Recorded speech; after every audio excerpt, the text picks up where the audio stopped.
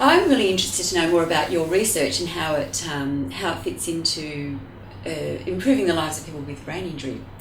So, can you encapsulate to me your research aims? What's the aims of what you do?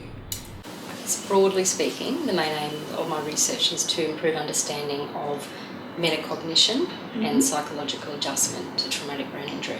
So metacognition essentially means how aware people are of their own abilities and changes in their abilities. So in the context of traumatic brain injury, people have to recognise within themselves how they're different, and that's a really difficult process. So essentially how aware people are of changes in their abilities and their personality characteristics. And that's a really important part of the adjustment process.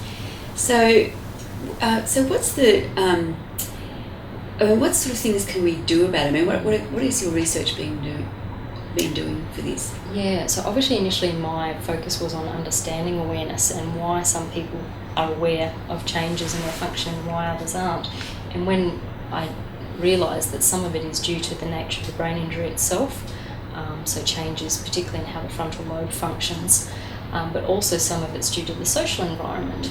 So for some people, one of the reasons why they don't become aware of how they've changed is that the people around them don't give them the feedback and the support to actually understand those changes.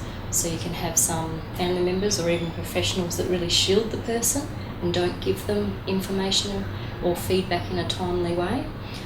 So when we kind of unpacked that, we realised that there was a lot of opportunity to actually improve people's awareness of their difficulties, and so we designed some interventions, particularly about people participating in normal everyday activities such as cooking, budgeting, shopping, and using those activities as a vehicle for people learning about the effects of their injury.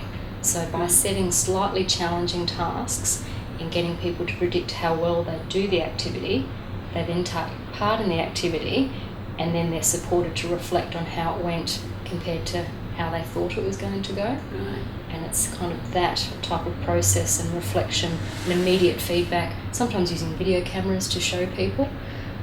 So it's something you have to do really carefully in terms of having the relationship and buffering them from some of the emotional reactions that can be experienced. Well, that's what I was going to say. I mean, is it a good thing for people to get this feedback about their performance? I think if it's delivered in a supportive therapeutic context, and our research so far suggests that most people find it more empowering and they actually realise why they haven't been successful in some of the goals that they've had, and it kind of falls into place, and that knowledge about themselves then gives them the opportunity to think, well, now I know that I'm experiencing these problems, what can I do about it? Well, we can teach you strategies.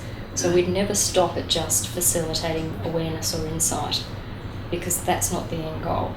Right. It's actually improving awareness so that people then can become more independent in using strategies and adjust their goals, and in the longer term reap the benefits of being more aware.